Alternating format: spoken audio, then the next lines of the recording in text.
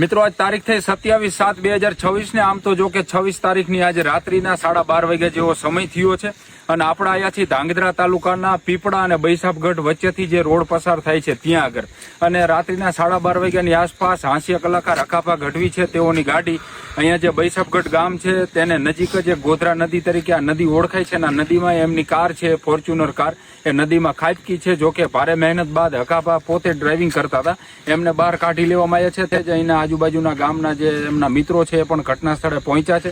અકાભા આપણી સાથે છે, થોડી અકાભા સાથે જ વાત કરી. અકાભા, આ બાજુ ક્યાંય પ્રોગ્રામ હતો ને તમે આવ્યા હતા કે પછી ક્યાંય દર્શન કરવા ગયા હતા? આ બાજુ હળવદ બેઠા હતા બધા મિત્રો. એમાં ચિરાગ કે હિંગળાજી મંદિર અદભુત છે આપણે અહીંયા, ક્યાં પીપળા પાસે બૈસાપગઢ પાસે છે. રોહિતને ફોન કર્યો મેં, રોહિત મારો મિત્ર છે, તો હાલો દર્શન કરવા, મેં તને લેવા આવું આપણે નીકળી જઈ. બૈસાપગઢ આવ્યો એટલે હિંગળાજ મેં દર્શન કર્યા, વળતા વેરા આવ્યા તો નાગદાદા આડે ઉતરા. નાગદાદાને બચાવવા મેં આમ કાવું માર્યું તો સીધી ઉતરી જતી ગાડી, બચી ગયા. કારણ કે અડધી છે ને કે આમાં પલટી મારી હોત તો મરી જાય બધા એમાં નદી. કારણ કે અત્યારે વરસાદ પણ ચાલુ છે, અહીંયા નથી વરસાદ, અત્યારે હળવદમાં પણ ચાલુ ને અહીંયા વરસાદ આવેલો છે, નદીમાં પાણી પણ છે. તમારી ગાડી અડધી તો ડૂબી ગઈ છે. વિડીયો પણ અમે જોયો કે ગાડીમાંથી તમને આ લોકો અંદરથી છાતી હમાણું જે પાણી છે એમાંથી બહાર કાઢે છે. એટલે તમે કીધું ને કે સહેજમાં રહી ગયા એના જેવી વાત છે. મેં બચાવ્યા, મેં તો પગ ભાંગી ગયો, ઘડી તો કર ચડી પગમાં. હારો મેં તો પગ ભાંગી ગયો, હું નહીં નીકળી શકું. કર ચડી દેવું, પગ નતો ભાંગ્યો, કર ચડી દેવું લાગ્યું મને. ગાડીમાં તમે કેટલા સવાર હતા? અમે 2 જણા જ હતા.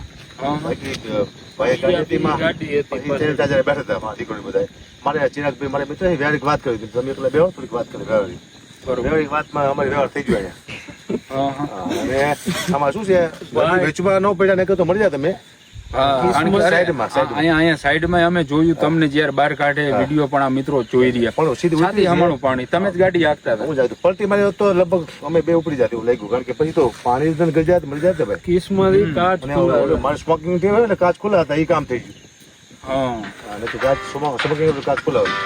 કાચ ખુલ્લા હતા. હા, શું કહીશું આ ઘટના બેની? ઘરના બચી ગયા, માતાજી કૃપા કરી, દર્શન કરવા ગયા હતા. હવે કોઈ દી રાતે ક્યાં દર્શન કરવા જવાનું નહીં, દિવસે જવાનું, રાતે નહીં જવાનું. રાતે નહીં જવાનું.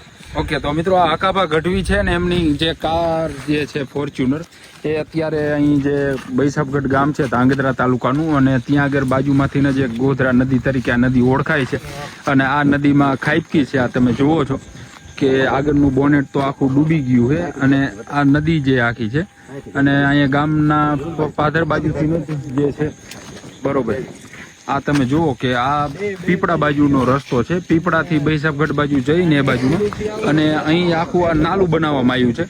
અને અહીંયા જે એમની જે કૈરિયા છે કે નાગદાદા આડા ઉતરા અને સ્ટેરિંગ પર કાબુ ગુમાયો અને સીધી જ અહીંયાથી જે છે એ અકાભાની ફોર્ચ્યુનર કાર જે છે મિત્રો એ આ નદીમાં ખાબકી છે. જો કે સદનસીબે અકાભાનો તેની સાથે કૈરિયા છે કે એમના એક મિત્ર હતા, એમનો બચાવ થઈ ગયો છે. એમનો દીકરો પણ સાથે હતો, પરંતુ જો કે એ કૈરિયા છે કે બીજી એક કાર હતી પાછળ આવતી હતી, એમાં જે છે એમનો દીકરો ને બાકીના જે કંઈ મિત્રોને સવાર હતા. જો કે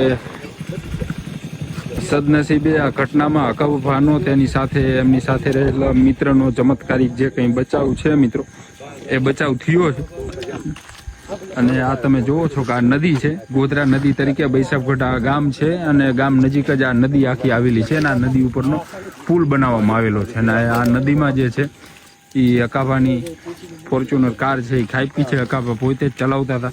વિડીયોમાં પણ તમે જોયું કે બાકીના જે કંઈ મિત્રો છે એમને કાઢી રહ્યા છે અને તેની સાથે અકાભાએ એ પણ વાત કરી કે સ્મોકિંગની ટેવ છે, મતલબ કે બીડી પીવાની ટેવ છે, એટલે કાચ ખુલ્લા હતા એટલે રહી ગયા, કહી રહ્યા છે. આભાર મિત્રો.